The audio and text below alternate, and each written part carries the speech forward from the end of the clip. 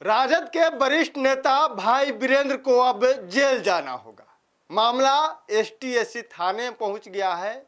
सचिव जो हैं वो अब थाने में मुकदमा दर्ज कर दिए हैं और भाई वीरेंद्र के खिलाफ अब प्रशासन कार्रवाई कर रही है। लगभग 10 साल की सजा हो सकती है भाई वीरेंद्र को। हम आपको पूरा मामला बताते हैं। एक ऑडियो वायरल हो रहा था भाई वीरेंद्र जो राजद के वरिष्ठ नेता हैं और पंचायत सचिव का, जिसमें गाली गलौज जैसे शब्द थे और आपत्तिजनक बात थी। उसके बाद क्या मामला एसटी-एससी थाना पहुंचता है और जो पंचायत सचिव है वो भाई वीरेंद्र पर मुकदमा दर्ज करते हैं।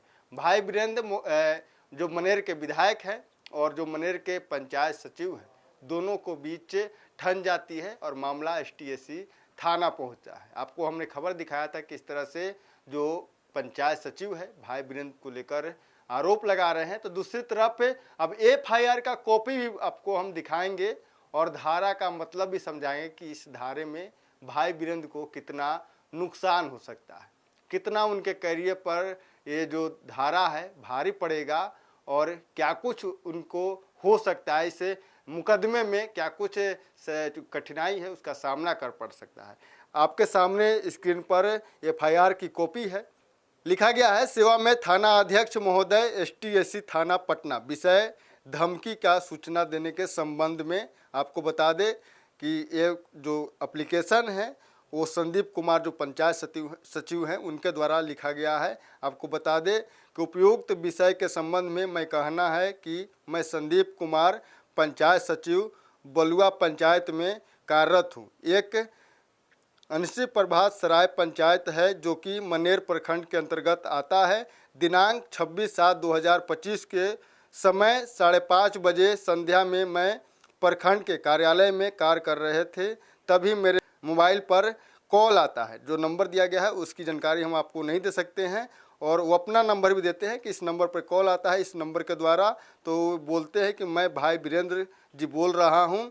पहली बार फ़ोन मेरे पास आया जिसके कारण मैं उनको पहचान नहीं सका। इसके साथ ही पता पूछने पर जूता मारने जैसी शब्द का उपयोग किया और धमकी देने लगे और अंत कुछ दूसरा ही तरीका से होगा इसकी बात कहने लगे। आपको बता दें कि इसके साथ ही मैंने उनसे पूछा कि क्या काम है, तो वो अभद्र भाषा का प्रयोग करते हुए बताया कि रिंकी देवी के पिता का मृत्यु प्रमाण पत्र अभी तक क्यों नहीं बना है। ये मामला था और इसके बाद अब ये एप्लीकेशन एसटी-एससी थाना पहुंचा है और इस थाने में जो है अब देखिए एफआईआर की प्रक्रिया शुरू कर दी गई है। धारा लगा दिया गया है। आपको बता दें इस मामले में 132 लगाया गया है जिसमें 10 साल की सज़ा है और इसमें विद्रोह करवाना, दंगा भड़काना, हमला होना, आशंका होना, इस कंडीशन में धारा 132 लगता है और इसमें 10 साल की सज़ा है, यानी कि आजीवन कारावास हो सकता है।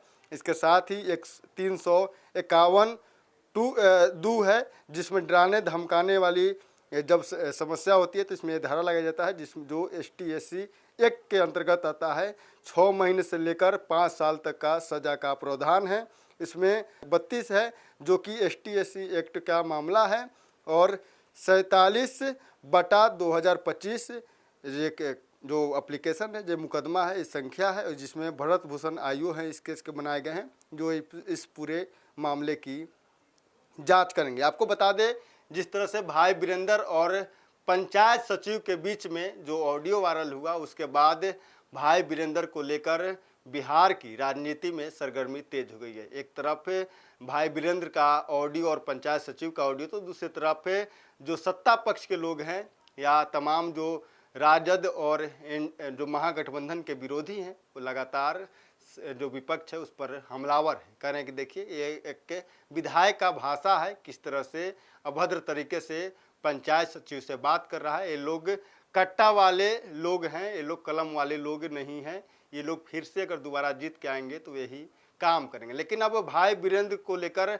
मुकदमा दर्ज कर लिया गया है पटना के एसटी-एससी थाने में, जो गर्दनीबाग थाना है उसमें, और भाई वीरेंद्र की मुश्किलें बढ़ सकती है अगर ये मामला अगर और भी इसमें जांच होती है और मामला सेटल डाउन नहीं होता है तो इसमें भाई वीरेंद्र को सज़ा हो सकती है।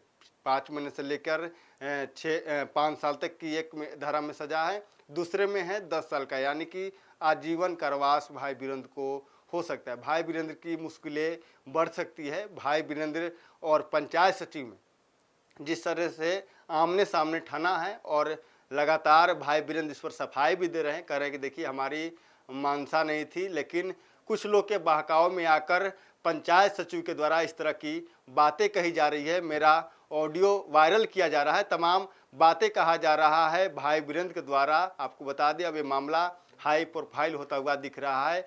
पटना में ये मामला पहुंच चुका है और गर्दनी बाग STSC थाने में मुकदमा भाई वीरेंद्र के ऊपर दर्ज कर लिया गया है विभिन्न धाराओं में। पुलिस ने अभी तक इसकी जानकारी नहीं दी है। हालांकि खुद जो मुकदमा दर्ज कराने पहुंचे जो सचिव थे, उन्होंने कहा कि देखिए हमको डराया धमकाया गया, हमको जान का खतरा है, कहा गया है कि आपको हम ट्रांसफ़र पोस्टिंग नहीं कराएंगे बल्कि दूसरे तरीके से आपको देखेंगे। इसका मामला मतलब है कि हमारे जान को खतरा है, इसलिए हम ये मुकदमा कर रहे हैं। अपने वरीय अधिकारी को भी हमने सूचना दे दिया है। Prince Kushwaha, first Bihar. Netaji Subhash medical college एवं हॉस्पिटल में उपलब्ध है रेडियोलॉजी की अत्याधुनिक एवं उन्नत सेवाएं। 4D अल्ट्रासाउंड एवं साउंडलेस 1.5 टेस्ला MRI जैसी हाईटेक जांच उपकरणों से सटीक जांच के साथ कुशल डॉक्टर्स के द्वारा समुचित उपचार की सेवाओं के लिए NSMCH, अम्हारा, बिहटा, पटना।